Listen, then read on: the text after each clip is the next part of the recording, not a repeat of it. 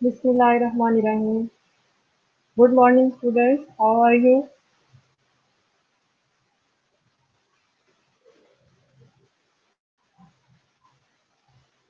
सब ठीक है, खैरियत से है।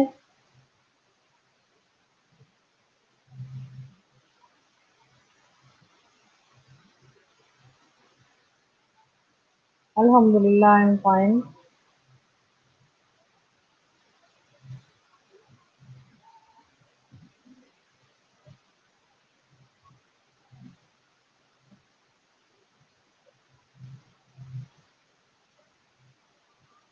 जी अल्हम्दुलिल्लाह, I'm fine. अल्लाह का करम है।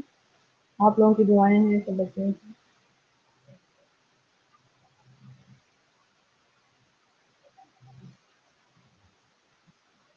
चलिए जी, आज जो हम डिस्कस करेंगे, हमारा जो सब्जेक्ट है वो है जी एपिडेमियोलॉजी।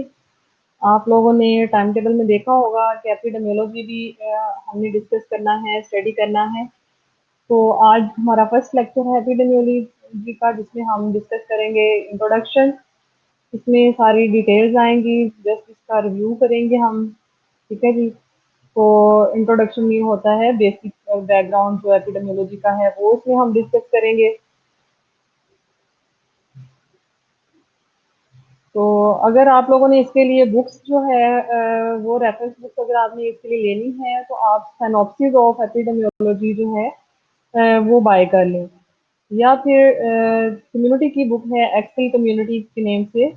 तो उसमें भी बहुत सारा कंटेंट जो है एपिडेमियोलॉजी का वो आपका कवर हो जाएगा। ठीक है जी। तो रेफरेंस बुक मैं आपको साथ साथ इसलिए बता रही हूँ ताकि आप अभी से इनको बाय कर लें और साथ साथ इसको लर्न करते रहें। अदरवाइज स्लाइड्स और पीपीटी वगैरह तो आपको मिलती रहेंगी, लेकिन आपने जब एमसीक्यू पेपर सॉल्व करना होता है उसके लिए आपको इन डेप्थ स्टडी की ज़रूरत होती है।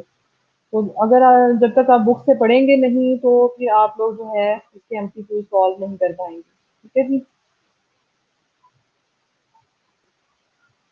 एपी का सब्जेक्ट जो है वो 50 मार्क्स का होता है तकरीबन, और ये बायोस्टैट के साथ ही इसका एग्जाम होगा। ठीक है जी।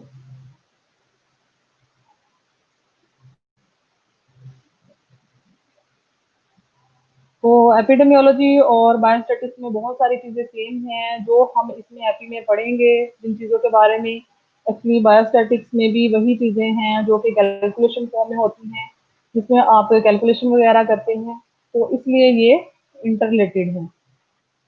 तो बहुत सारी चीज़ें सेम सेम इनमें होंगी, इसमें जस्ट आप स्टडी की हद तक रखेंगे, उसमें आप जो है उसकी एप्लीकेशन करेंगे। और उसमें बायोस्टैट में आप लोगों ने पढ़ना स्टार्ट किया होगा कि वो कैलकुलेशंस हैं, उसमें टेस्टिंग है डिफरेंट किस्म की, उसमें एनालिटिकल रिसर्च से बेस्ड है, और जो आप डाटा कलेक्ट करते हैं वो सारा उसमें क्वांटिफाई करता है उसमें। ठीक है जी। चलें जी, स्टार्ट करते हैं हमारा टुडे लेक्चर, टुडे सेशन। सबसे पहले है जी लर्निंग ऑब्जेक्टिव। अब इसमें कौन कौन से ऑब्जेक्टिव्स हैं जो कि हम इंट्रो में पढ़ेंगे।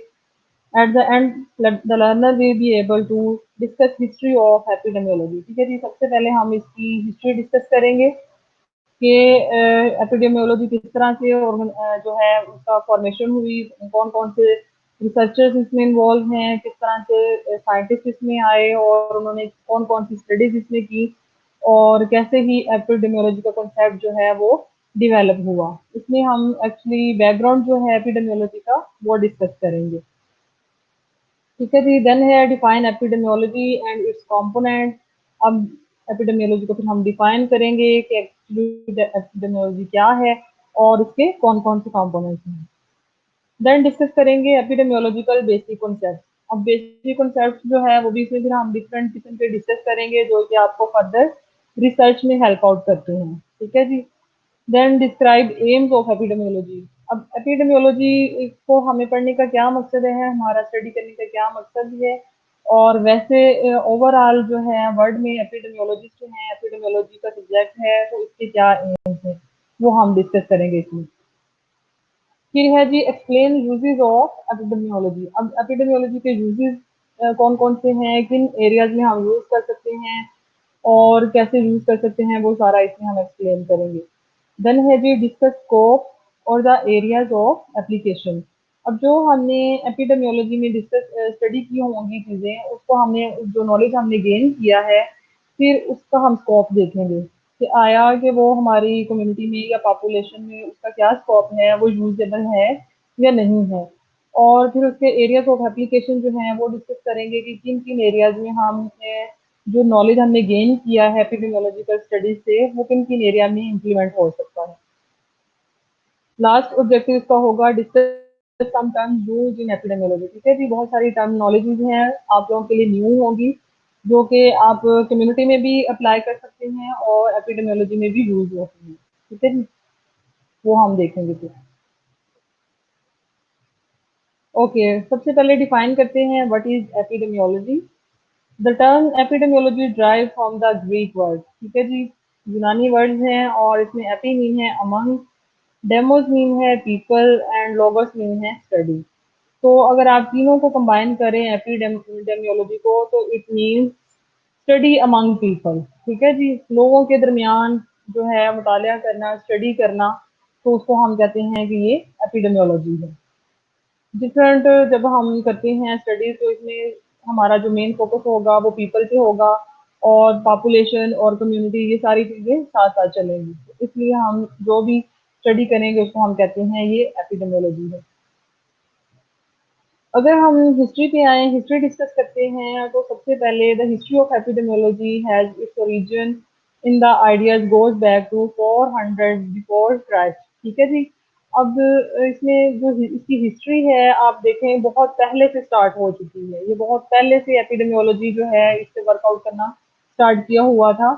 तो जो कि अभी करंटली हम जो है अपनी स्टडी में इसको इन्वॉल्व किया है, और अभी इसकी बेस पे लेटेस्ट रिसर्चेज होती हैं और लेटेस्ट जो है न्यू न्यू एडवांसेस जो तकनीक्स हैं उसमें वो अप्लाई किए जाते हैं। ठीक है जी। तो लेकिन अगर आप देखें तो 400 बिफोर क्राइस्ट से बहुत पहले से जो है इसका आइडिया दिया गया था। ठीक है जी। उसमें सबसे पहला जो ग्रीक फिजिशियन है जिसको हम हिपोक्रेट्स के नाम से जानते हैं, उसने उसको हम फादर ऑफ मेडिसिन भी कहते हैं। वो सबसे पहला चेस्ट फिजिशियन भी, चेस्ट सर्जन भी जो है ऐसा वो जाना जाता है, माना जाता है। और मेडिसिन की दुनिया में इसका एक मुकाम है, एक नाम है। ठीक है जी।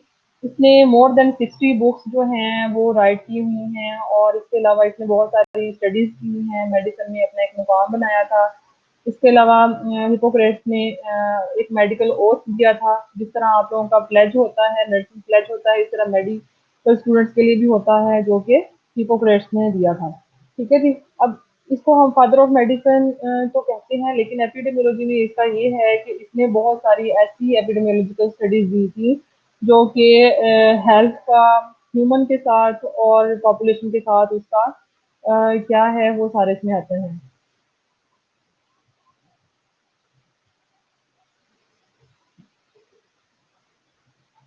स्टूडेंट्स नहीं आ रहे हैं उनको काइंडली इन्फॉर्म करें कि जो मोस्ट इम्पॉर्टेंट लेक्चर्स हैं ये बार बार रिपीट नहीं होंगे। जो अभी आप लोगों को पढ़ाया जा रहा है इसको बार बार रिपीट नहीं किया जाएगा, क्योंकि ये आपका जो सिलेबस है ये भी कवर होना है, इसीलिए तो अभी से आपकी क्लासेस स्टार्ट की गई हैं। ठीक है जी। तो अगर स्टूडेंट्स कम हैं या आपके फ्रेंड्स हैं, तो जो आप उनको इन्फॉर्म करें कि वो अटेंड करें इसको।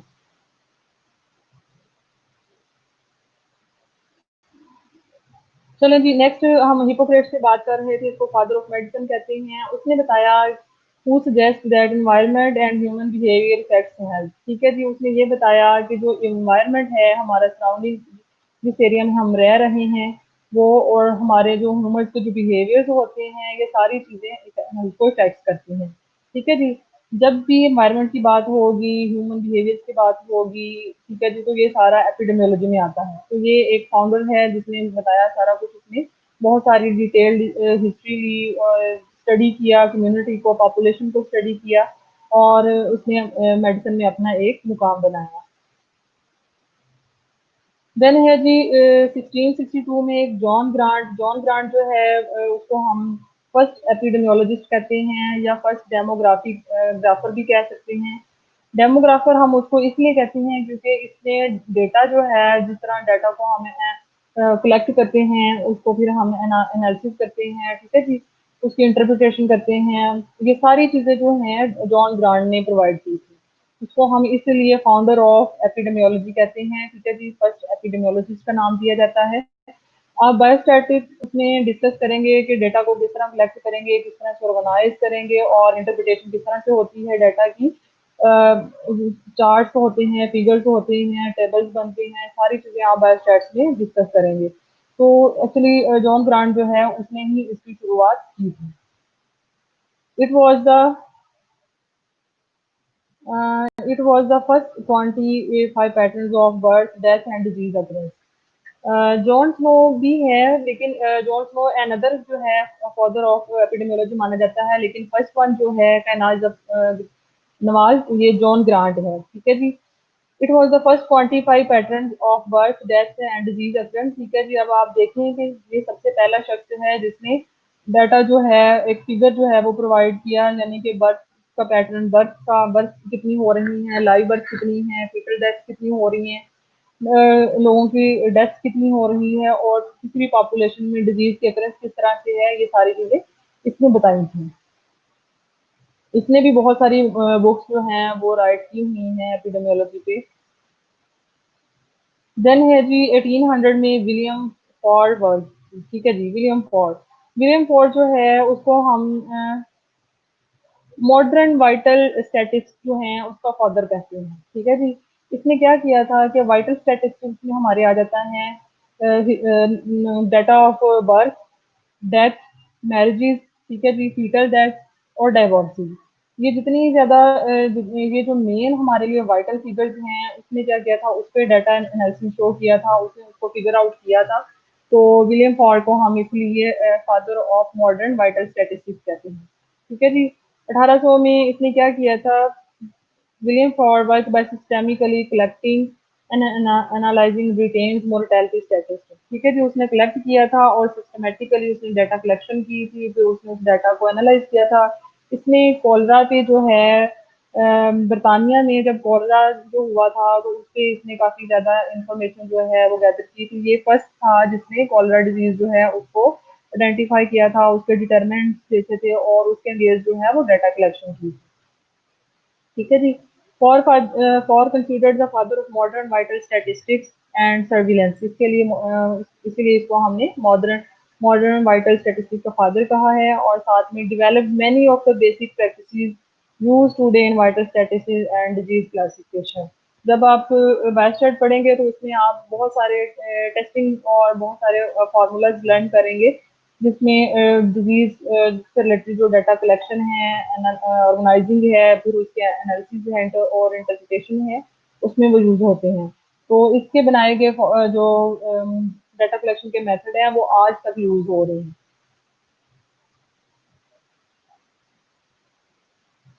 नेक्स्ट है जी जॉन स्नो, ठीक है जी। 1854 में जॉन स्नो का नाम आता है और इसको हम फादर ऑफ फील्ड एपिडेमियोलॉजी कहते हैं, ठीक है जी। फर्स्ट जो डेमोग्राफर और एपिडेमियोलॉजिस्ट है वो था जॉन ग्रांट, ठीक है जी। लेकिन जो फील्ड फादर है उसको हम कहते हैं जॉन स्नो। ये भी फॉर पायनियर में से ही आता है, इसने भी एपिडेमियोलॉजी पे बहुत ज़्यादा काम किया था और इसने भी कोलरा पे जो है अपनी रिसर्चेस दी थी और इसने बहुत सारी जो है इन्वेस्टिगेशन की थी। और जब माइक्रोस्कोप डेवलप नहीं हुई थी उससे पहले जो है, उससे 20 ईयर्स पहले तक जो है कोलरा का जो है वो आउटब्रेक हुआ था। तो इसमें उसकी एक तो अकरेंस, डिजीज के कॉजेज क्या हैं, उसके अकरेंस क्या है और उसकी अकरेंस को किस तरह से प्रिवेंट करते हैं, ये सारा स्टैटिक्स जो है जॉन स्नो ने दिया था। इसके अलावा ये जो एनेस्थीसिया की जो फील्ड है, ठीक है जी, एनेस्थेटिक है, ये उसने पायनियर है, इसने एनेस्थीसिया का जो है नॉलेज दिया था। और इसने क्वीन विक्टोरिया जो थी उसकी डिलीवरी के टाइम पे उसको क्लोरोफॉर्म का जो है वो टेस्ट वो डोज दी थी और उसके बाद उसने फिर इसको फर्दर टेस्टिंग करके एनेस्थीसिया की फील्ड में अपना एक मुकाम बनाया। देन है जी 19th एंड 20th सेंचुरी। फिर 19th और 20th सेंचुरीज में क्या क्या काम हुए? epidemiological methods applied in investigation of disease occurrence, ठीक है जी। At that time, most investigators focused on acute infectious diseases. अब 19th और 20th सेंचुरी में ज़्यादातर जो नॉलेज हमने प्रीवियस रिसर्चर्स ने, प्रीवियस पोजिशन ने जो हमें प्रोवाइड किया था, विलियम फायर ने, ठीक है जी, हिपोक्रेट्स ने और जॉन स्नो ने, ठीक है जी, जिसने हमें दिया नॉलेज। इस टाइम पीरियड में सारी एपिडेमियोलॉजिकल जो मेथड्स थे वो डिजीज अकरेंस की इन्वेस्टिगेशन में अप्लाई हुए थे कि डिजीज किस तरह से अकर हो रही है। अगर कोई डिजीज किसी कम्युनिटी में किसी पॉपुलेशन को इफेक्ट हो सकती है तो वो किस तरह से इफेक्ट कर सकती है, वो सारी उसकी इन्वेस्टिगेशन में हमने उन मेथड्स को यूज किया था। और लेकिन इस टाइम पे ज्यादातर इन्वेस्टिगेटर्स जो थे उन्होंने जो इन्फेक्टेड डिजीज होती हैं और अक्यूट होती हैं उन पे फोकस किया था, कम्युनिकेबल डिजीज पे, ठीक है जी। लेकिन 1930s और 1940s में फिर नॉन इन्फेक्शन डिजीजेज जो थी वो इन्वेस्टिगेटेड की गई थी और उनके उसके साथ साथ उनके जो रिस्क फैक्टर्स हैं उन पे भी जो है स्टडी किया गया था, ठीक है जी। जैसे for example as lung cancer to smoking, यानी कि स्मोकिंग जो है वो लंग कैंसर का रिस्क फैक्टर है। बहुत सारी डिजीजेज पे जो है नॉन इन्फेक्टेड डिजीजेज हैं वो स्टडी की गई थी इस टाइम पीरियड में और उनके जो रिस्क फैक्टर, जितने भी रिस्क फैक्टर्स हैं वो स्टडी किए गए थे। फिर 1980s पे अगर हम आ जाते हैं, standard to the studies of injuries and violence, इस लेवल पे आके फिर इंजरीज और जो वायलेंस वगैरह है उसकी स्टडीज की गई थी, ठीक है। ये अगर आप एपिडेमियोलॉजी की हिस्ट्री अगर याद रखते हैं तो स्टेप बाय स्टेप याद रखते हैं, पहले क्या हुआ, फिर बिफोर क्राइस्ट क्या हुआ, फिर आफ्टर क्राइस्ट क्या हुआ, फिर 19th सेंचुरी में किस तरह से डेवलपमेंट हुई।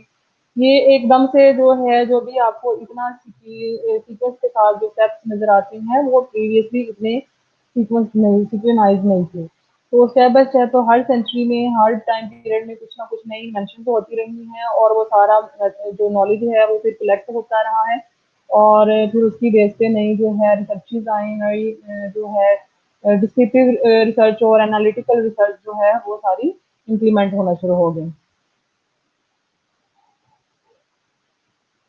Then has he beginning in the 1990s after the terrorist attacks of September 11, 2001, epidemiologists have had to consider not only natural transmission of infectious organisms but also deliberate spread through biological warfare and bioterrorism.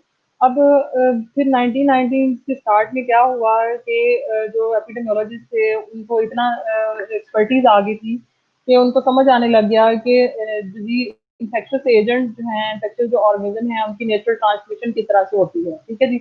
ना सिर्फ उनको natural transmission समझ आ गई बल्कि जो biological warfare और bioterrorism attacks होती हैं उसका भी उनके बारे में उनको नॉलेज आ गया। अब बायोलॉजिकल वॉरफेयर जो होती हैं उसमें बायोलॉजिकल माइक्रो ऑर्गेनिज्म आ सकते हैं, बैक्टीरिया, वायरसेस वगैरह, जो कि स्प्रेड किए जाते हैं किसी स्पेसिफिक पॉपुलेशन में स्पेसिफिक टाइम पे और वो जो है ना एज अ वॉर के तौर पे जो है ना यूज किए जाते हैं।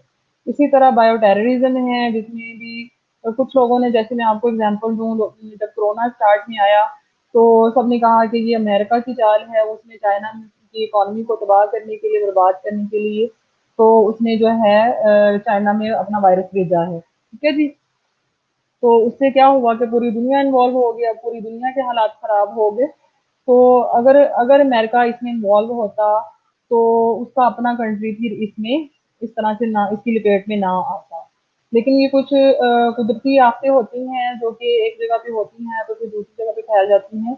लेकिन बायो टेररिज्म में क्या होता है कि इंटेंशनली तौर पर जानबूझकर जो है किसी वायरल या किसी बैक्टीरियल इन्फेक्शन का स्प्रेड किया जाता है किसी स्पेसिफिक कम्युनिटी में, ताकि उसके लोग जो हैं वहाँ उसमें डिजीजेज हों और जो है वो उन पे अटैक्स हों और उनकी उनकी डेथ ज़्यादा से ज़्यादा हों और उनको उनको जो है उनका जो इकोनॉमी लेवल है वो ड्रॉप हो, ठीक है जी। तो इसको हम बायोलॉजिकल वारफेयर और बायोटेररिज्म कहते हैं, जो कि 1990s में इसकी आइडेंटिफिकेशन हुई थी।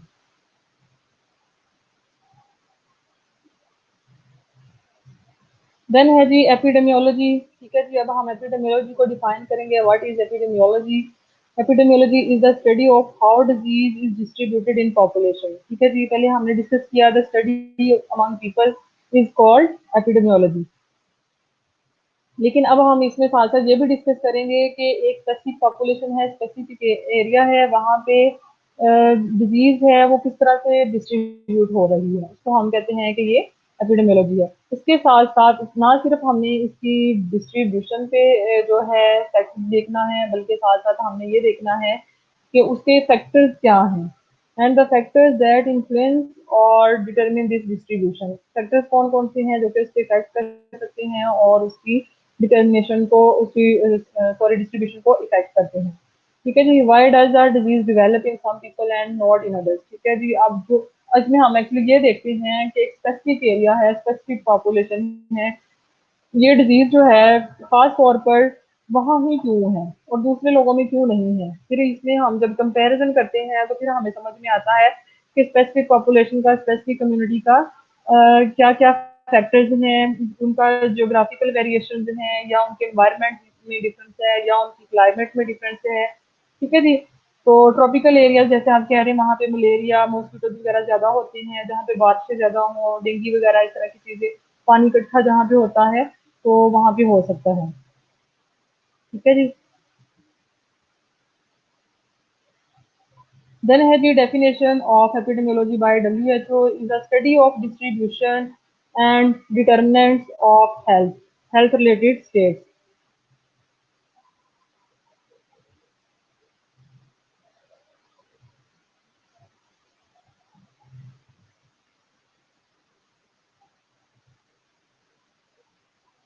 Study is the study of distribution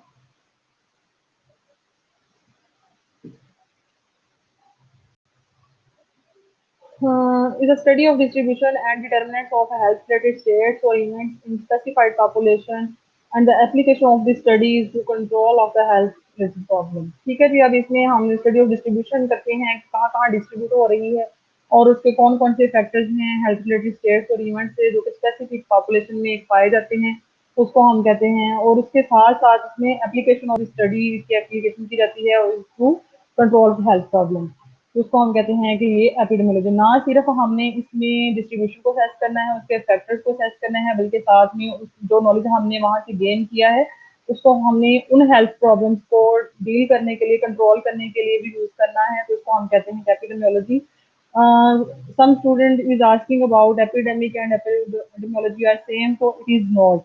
ठीक है जी। एपिडेमियोलॉजी में ये होता है कि कोई भी डिजीज स्पेसिफिक पॉपुलेशन के सेम टाइम पे हो रही होती है, लेकिन एपिडेमियोलॉजी मीन है कि एक तो हमने इसमें जो है डिजीज के डिस्ट्रीब्यूशन को स्टडी करना है और साथ में हमने जो नॉलेज अप्लाई गेन किया है उसमें हमें उन हेल्थ प्रॉब्लम्स को कंट्रोल करने के लिए भी यूज करना है।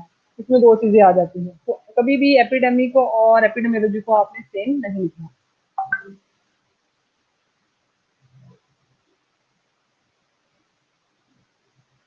कुछ लोग इतने लेट ऑनलाइन होते हैं, क्या इशू है? आप लोगों के इंटरनेट में प्रॉब्लम है या आप लोगों का दिल नहीं करता स्टडी करने को?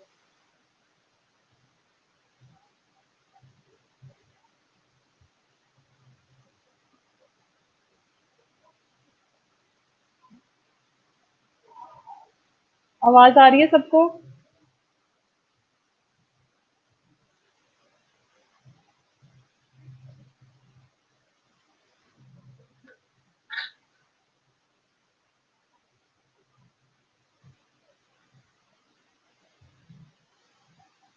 हफ्ता आप अपना इंटरनेट चेक करें, आपको कनेक्शन प्रॉब्लम हो रहा होगा। काइंडली क्लास में जल्दी आया करें, ठीक है? जो कंटेंट, क्योंकि हम अभी बेसिक स्टार्ट कर रहे हैं, अगर आपको बेसिक से ही समझ नहीं आएगा तो फिर आप फर्दर जो है इसको आपको कैरी करना मुश्किल हो जाएगा।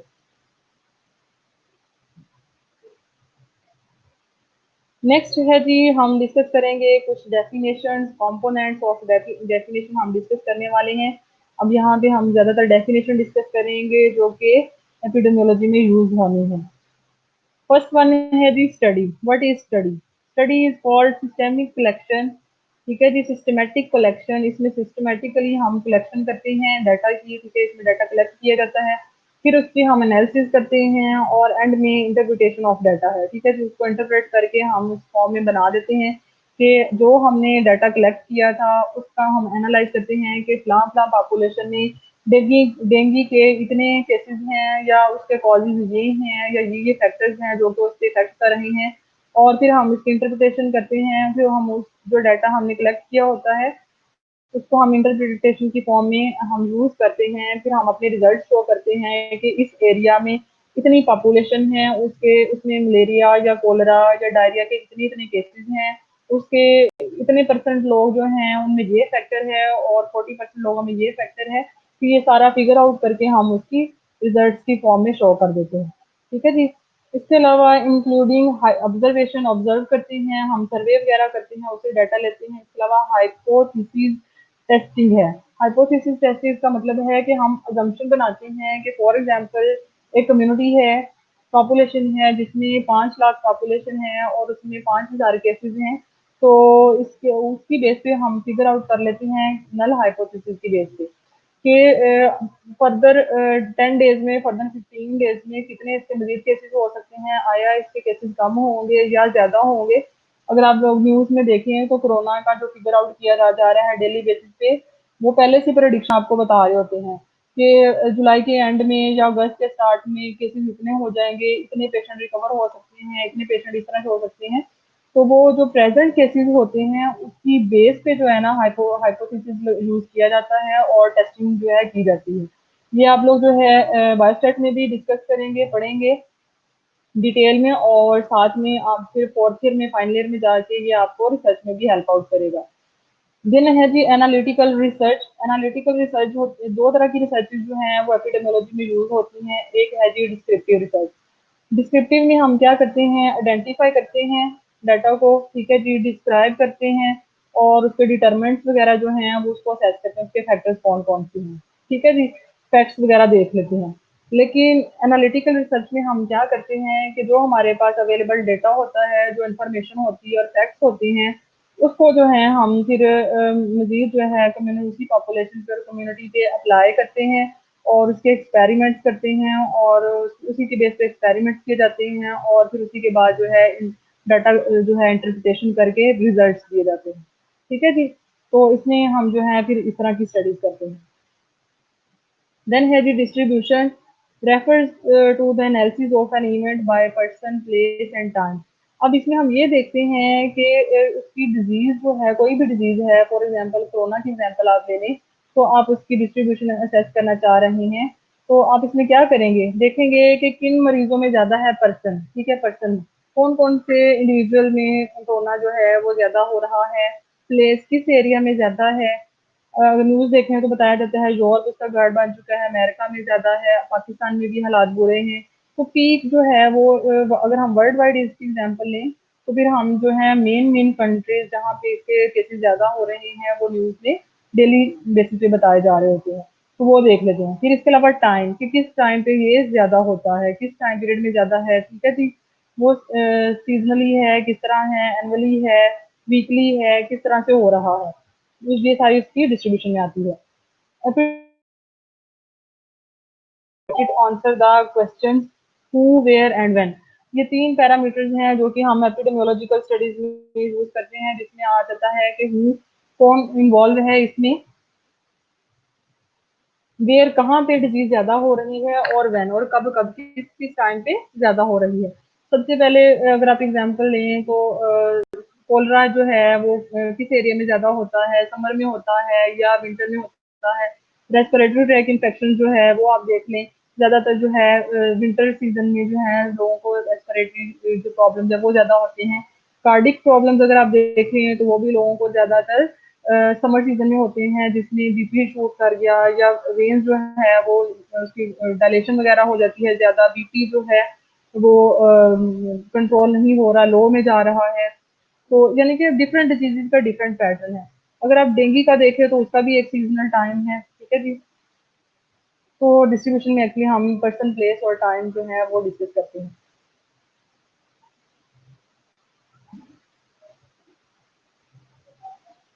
क्लियर है सबको यहाँ तक? किसी ने कुछ पूछना है यहाँ तक?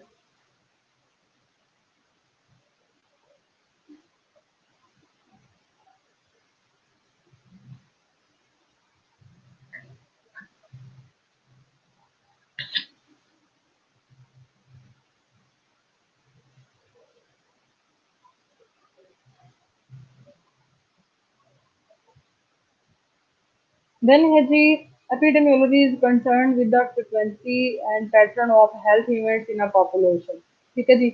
अब अगर हम दूसरी डिस्कस करें तो इसके अलावा इसमें ना एक तो फ्रीक्वेंसी भी उसकी डिस्कस करेंगे और दूसरा पैटर्न जो है हेल्थ इवेंट्स का वो भी इसमें डिस्कशन करते हैं कि एक पॉपुलेशन में फ्रीक्वेंसी का मतलब होता है नंबर ऑफ केसेस कि एक पॉपुलेशन है उसमें कोलरा के एट अ टाइम कितने केसेस आ रहे हैं, किसी को मलेरिया हो गया है तो उस पॉपुलेशन में मलेरिया के कितने केसेस हैं, या फिर आजकल कोरोना हो रहा है तो देखते हैं कि लाहौर में कोरोना के कितने केसेस हैं, इस्लामाबाद में कितने केसेस हैं। ये सारी चीजें जो है नंबर जो जब नंबर हम डिस्कस करते हैं तो वो हम फ्रिक्वेंसी में लेते हैं। इसके अलावा इसमें ना सिर्फ नंबर ही डिस्कस नहीं होते बल्कि इसका रिलेशनशिप जो है between the number of cases and the size of population वो भी इसमें स्टडी होता है।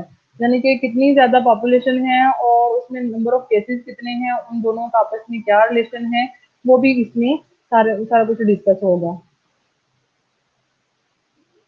देन है जी पैटर्न। पैटर्न्स को हम कहते हैं refers to the occurrence of health related events by time, place and person. अब इसमें उसकी अकरेंस जो है हेल्थ रिलेटेड इवेंट्स की जो अकरेंस है उसमें रेफर करते हैं। ये डिस्ट्रीब्यूशन ही आप इसको कह सकते हैं तकरीबन, जिसमें हमने टाइम, प्लेस और पर्सन हमने डिस्कस किया था। ये पैटर्न भी उसी से मिलता जुलता है। ये अब इसमें हम ये देख लेते हैं कि उसकी अकरेंस किस तरह से है। टाइम पैटर्न है मीन ये may be annual, seasonal, weekly और डेली, कि आया जो डिजीज हो रही है वो एनुअली अटैक कर रही है या विंटर में करती है या समर में होती है, किस सीजन में ज्यादा इफेक्टिव जो है वो ज्यादा इफेक्ट करती है, इसके अलावा वीकली बेसिस पे हो रही है या डेली बेसिस पे कोई डिजीज हो रही है। ठीक है जी, तो उसको हम कहते हैं कि टाइम पैटर्न। अगर आप प्लेस पैटर्न देखें इंक्लूड जियोग्राफिक वेरिएशन, इसमें जियोग्राफिकल वेरिएशन आती हैं। फॉर एग्जांपल कुछ एरिया जो हैं उनकी क्लाइमेट जियोग्राफिकली डिफरेंट होगी, किसी एरिया की मॉइस्चर होगी, किसी की ड्राई होगी, तो ये भी जो है इसमें बहुत ज़्यादा इफेक्ट करता है। इसके अलावा अर्बन और रूरल डिफरेंसेस आ सकते हैं कुछ, क्योंकि शहरों में क्या होता है कि पॉल्यूशन ज़्यादा होती है एज कम्पेयर टू विलेजेस, तो बीमारियां भी जो हैं ज़्यादातर जो है ज़्यादा पॉपुलेशन वाले जो एरियाज हैं वहाँ पे इफेक्ट करती हैं। ठीक है जी। तो अगर आप कोरोना की एग्जांपल ही लें तो ज़्यादातर जो है वो, हाँ जी, अगर आप कोरोना की एग्जांपल लें तो ज़्यादातर ये है कि कोरोना जो है वो ज़्यादा क्राउडेड एरिया जो है वहाँ पे ज़्यादा स्प्रेड होता है एज कम्पेयर टू जो लो क्राउडेड एरिया हैं।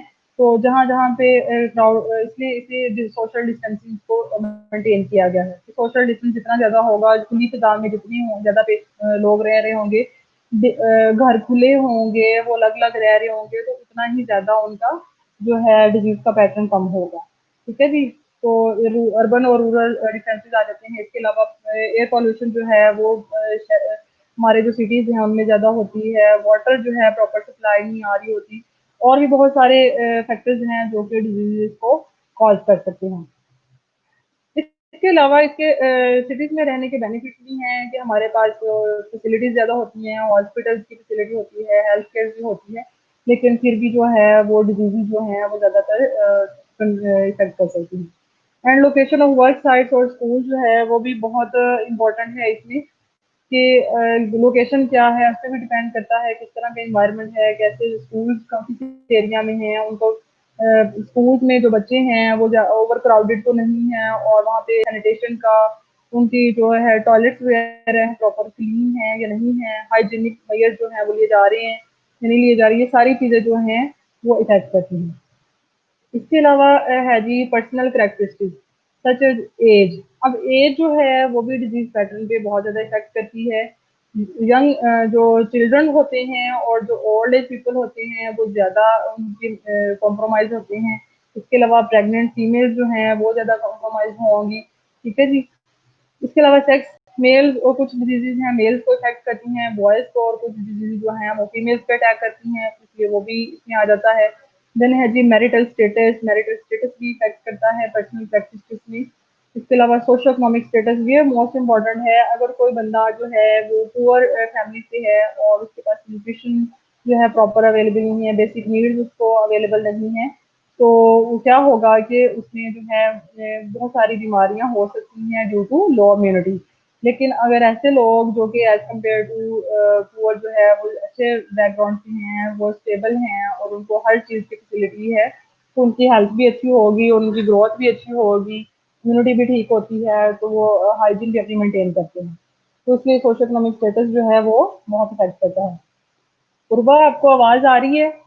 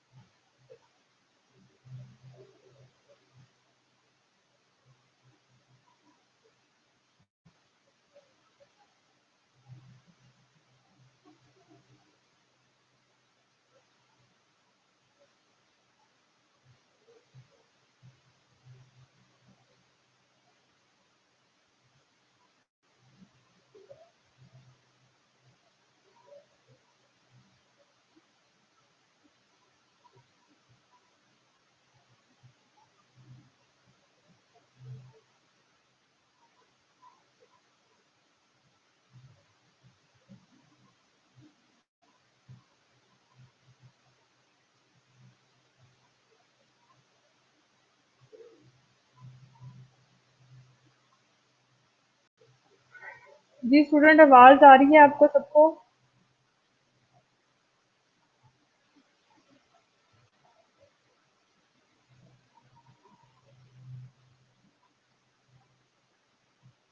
आवाज़ आ रही है सबको? कुछ स्टूडेंट्स कह रहे हैं कि आवाज़ नहीं आ रही।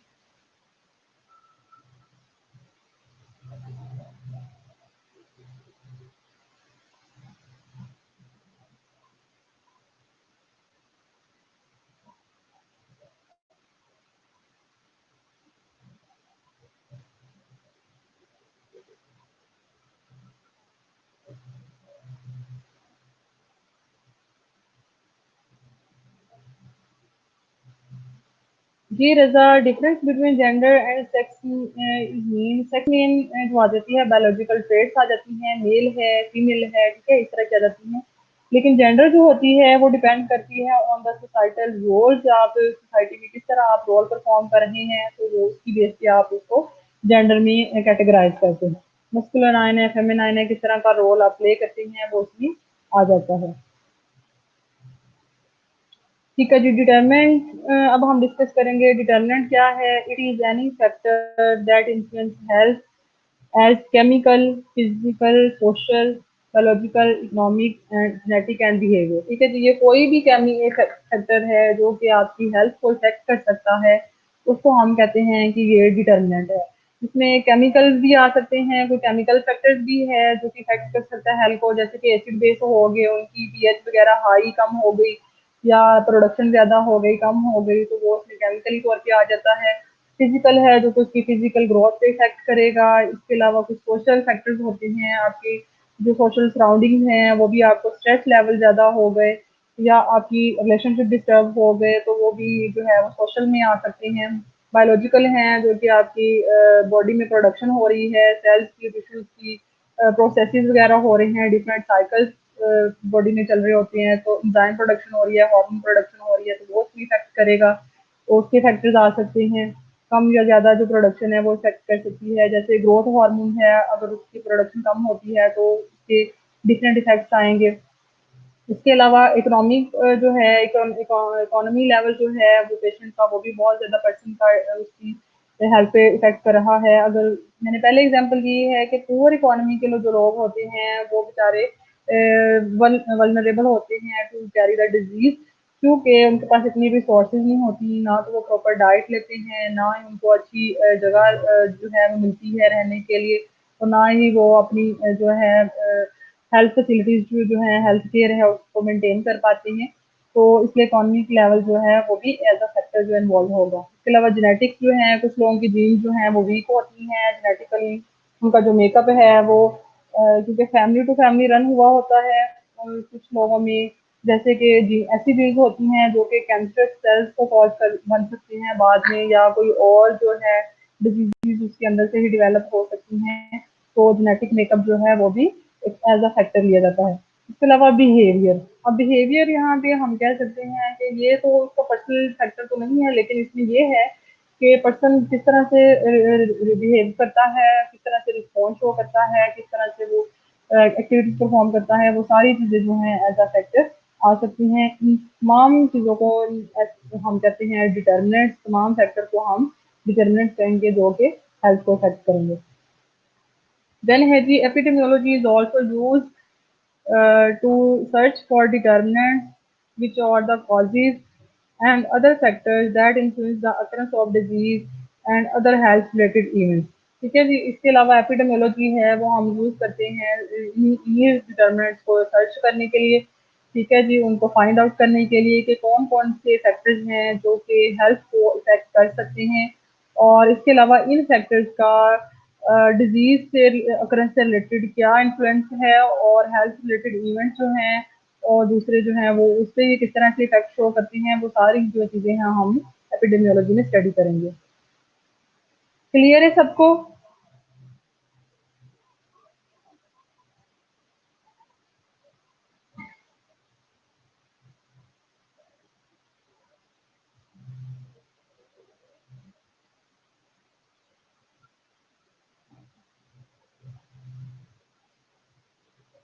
नेक्स्ट है जी to search for these determinants epidemiology use analytical epidemiology और epidemiological studies to provide the why and how of such events. दो चीज़ें हैं इसमें, व्हाई क्यों हो रही हैं और कैसे हो रही हैं, हाउ, व्हाई एंड हाउ। ठीक है जी, हम पूरी एपिडेमियोलॉजी में यही डिस्कस करते हैं कि कोई भी डिजीज है अगर किसी कम्युनिटी में किसी पॉपुलेशन में हो रही है तो हम ये समझते हैं कि व्हाई इट इज हैपनिंग, क्यों हो रही है, एंड हाउ, कैसे हो रही है, यानी कि इसके क्या क्या फैक्टर्स हैं, किन वजूहात की वजह से ये जो है डिजीज अकरेंस हो रही है।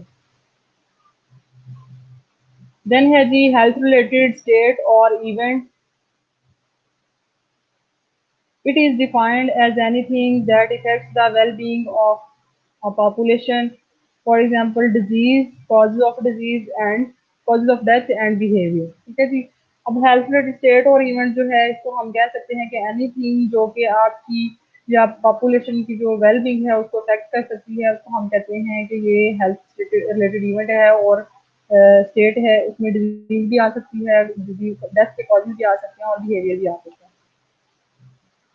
चलें जी, attendance time. So I have to mark your attendance at this time.